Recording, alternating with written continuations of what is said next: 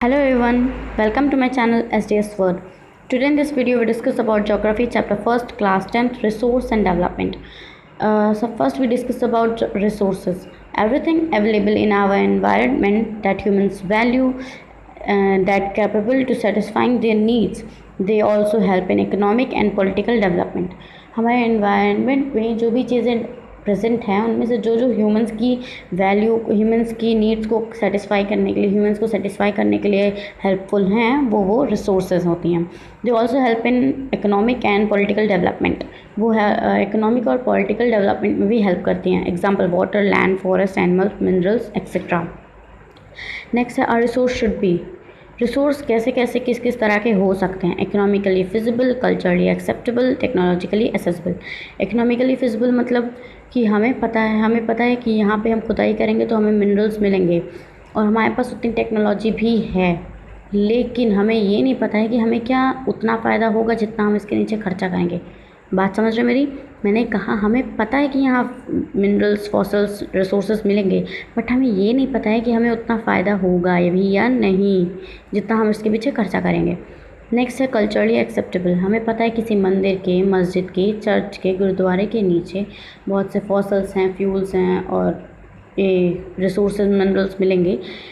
हम वहाँ चले गए खुदाई करने के लिए, बट क्या हमें समाज इसकी इजाज़त देगा कि आप वहाँ जाओ, मंदिर हटा के पहले मंदिर तोड़ के नीचे खुदाई करो? बिल्कुल नहीं देगा। टेक्नोलॉजिकली एसेसिबल मतलब हमें पता है कि यहाँ हम खुदाई करेंगे तो हमें मिनरल्स मिलेंगे, बट वो बहुत ही ज़्यादा गहराई में है, बहुत बहुत बहुत नीचे है और उतना हमारे पास टेक्नोलॉजी नहीं है कि हम उतनी नीचे खुदाई कर सकें। नेक्स्ट है क्लासिफिकेशन ऑफ रिसोर्सेज। तो on the basis of origin, biotic and abiotic, on the basis of exhaustibility, renewable, non-renewable, on the basis of ownership, individual, community owned, international and national। उन सब के साथ साथ ये स्टेटस ऑफ डेवलपमेंट भी है, potential resources, developed resources, stock resources and reserve resources. तो इन सब के बारे में हम आगे पढ़ेंगे। सबसे पहले हम पढ़ते हैं biotic resources. The resources obtained from biosphere in the form of plants and animals are called biotic resources. They all are living being। वो रिसोर्सेज जो हमें बायोस्फीयर में से मिलते हैं वो भी प्लांट्स और एनिमल्स के फॉर्म में, किसके फॉर्म में? प्लांट्स एंड एनिमल्स के फॉर्म में मिलते हैं और वो लिविंग होते हैं। They are called biotic resources। Abiotic resources, the resources are obtained from non-living thing. They are rock and soil and minerals। Abiotic resources का मतलब ही नॉन लिविंग है, क्योंकि वो हमें मिलते किससे हैं? नॉन लिविंग से मिलते हैं। अब हम लोग नॉन लिविंग से कोई चीज़ बनाएंगे तो वो लिविंग थोड़ी ना होगी, वो भी नॉन लिविंग ही होगी। देन इट इज़ इसका तो ये नॉन लिविंग होते हैं and they are soil, rock and minerals. On the basis of accessibility, renewable resources, the resources which can be obtained again by the reproduction or regeneration or by physical, chemical and mechanical process। तो इसको हम पढ़ते हैं। ये वो resources होते हैं जिन्हें हम एक बार यूज़ करने के बाद, ख़त्म करने के बाद फिर से बना सकते हैं रिप्रोडक्शन के द्वारा, रिजनरेशन के द्वारा and physical, chemical and mechanical process के द्वारा। नेक्स्ट है हमारा non renewable resources. The resources take a very long time in their formation. Such resources once used are lost forever. ये रिसोर्सेज वो होते हैं जो बनने में बहुत साल लगाते हैं, बहुत ज़्यादा साल लगाते हैं, लेकिन इन्हें अगर एक बार हम यूज़ करते हैं तो ये उसी टाइम ख़त्म हो जाते हैं, फिर हमें इन्हें पाने के लिए और साल वेट करना पड़ेगा। नेक्स्ट है on the basis of ownership, individual resources, resource owned by individual. वो रिसोर्सेज जो खुद से हम अकेले बनाएं। Community resources, the resource commonly own by a group of people in a community are called community resources. इसका मतलब है कि 4-5 लोग, 6 लोग, 7 लोग ऐसे एक ग्रुप मिलके कोई चीज़ बनाए, उस पर पीछे खर्चा करे, उसके बनाए। इंडिविजुअल रिसोर्सेज में था कि कोई एक आदमी अपना खुद से बनाए और अपना खुद ही यूज़ करे, वो उसमें खुद ही पैसा वेस्ट करे, मतलब खुद का पैसा लगाएगा। कम्युनिटी में क्या था कि एक ग्रुप मिलके बनाएंगे, उसमें खर्चा जो आएगा वो ग्रुप मिलके करेगा, सब खुद मिलके बनाएंगे। नेक्स्ट है national resources. Technically all resources belong to the nation. Government can acquire anyone's property for the welfare of the entire population। Technically देखा जाए तो सारे रिसोर्सेज बिलोंग टू नेशन, मतलब सारे रिसोर्सेज एक तरह से गवर्नमेंट के ही हैं। अगर गवर्नमेंट चाहे, मतलब वेलफेयर ऑफ पॉपुलेशन, मतलब पॉपुलेशन जो है उसके वेलफेयर के लिए, जनता के लिए, देश के लिए, लोगों के लिए, लोगों के वेलफेयर के लिए अगर वो चाहे तो किसी की भी प्रॉपर्टी को ले सकती है। नेक्स्ट है international resources. International resources, resource which are regulated by international or organization. The resources does not belong to any one individual country. मतलब वो रिसोर्सेज जिन्हें कोई इंटरनेशनल ऑर्गेनाइजेशन बनाए और वो किसी एक कंट्री की नहीं हो सकती।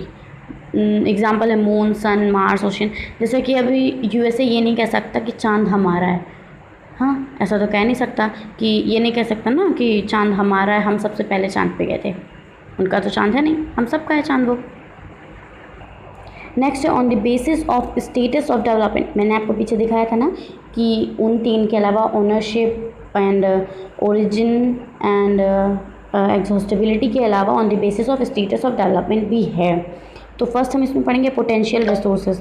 Man is aware of the existence of resources but their utilising has not started because technology is expensive. इसका मतलब क्या है? मतलब हम ह्यूमंस को पता है कि ऐसे कुछ रिसोर्सेज हैं जिनके बारे में हम ह्यूमंस को पता है, बट ह्यूमंस उसे यूज़ नहीं कर रहे बिकॉज वो बहुत एक्सपेंसिव हैं।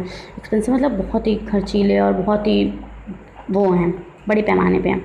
Example wind and solar energy in Gujarat and Rajasthan forest reserves of Arunachal Pradesh.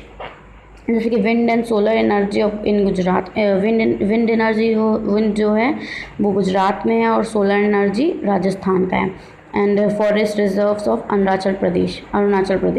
Next developed resources, resource which are already resource which are already served, assessed and their quality and quantity have been determined for utilizing। जैसे कि resource which are already, जो वो developed resources मतलब ऐसे resources जो already आ चुके हैं, जिनके बारे में ह्यूमंस को पता भी है, ह्यूमंस यूज़ भी कर रहे हैं उसे। नेक्स्ट है stock resources. There are many material in our environment which can satisfying humans need and want, but man does. There are many material in our environment which can satisfying humans need and want, but man does not have the technology which can satisfying humans need and wants, but man does not have the technology to access those resources. Such resources are called stock resources, resource which have potential to satisfy human needs but there is appropriate technology to access them। हाँ, मतलब जैसे अगर हम water में से hydrogen को निकाल के उसे फ्यूल की तरह यूज़ करें, मतलब वाटर में से हाइड्रोजन को निकाल के, मतलब हम वाटर में से हाइड्रोजन निकाल के उसको फ्यूल की तरह यूज़ करें तो वो हमारा होगा stock resources. Reserve resources, reserve which can be utilised with the help of existing technology but are kept for future requirements. Reserve resources मतलब रिज़र्व का मतलब ही आपको समझ आ गया, बट हम एक्सप्लेन करते हैं कि ऐसे रिसोर्सेज जिन्हें हम टेक्नोलॉजी की वजह से, जो टेक्नोलॉजी एग्जिस्ट कर रही है उस टेक्नोलॉजी की मदद से हम उसे ले सकते हैं, बट हमने उसे अभी स्टोर करके रखा हुआ है। किधर पे? हमने उसे स्टोर करके रखा हुआ है फ्यूचर के लिए। उस रिसोर्स को हमने फ्यूचर के लिए स्टोर करके रखा है। अगले वीडियो में हम ये वीडियो में यही ख़त्म करते हैं। अगला पार्ट हमारा जो होगा वो स्टार्ट होगा रिसोर्स डेवलपमेंट एंड प्लानिंग से। तो प्लीज़ आप लोग मेरे वीडियो को like, subscribe, comment and share ज़रूर करिएगा, और शेयर करके लाइक मत करिएगा, मतलब as you wish, and share करके इसे ज़रूर उन लोगों तक पहुंचाइएगा जिनके पास अभी तक बुक्स नहीं होंगी। आप लोगों को पता होगा इस समय किसके पास बुक्स हैं, किसके पास नहीं है, पता चलता होता होगा। तो थैंक यू।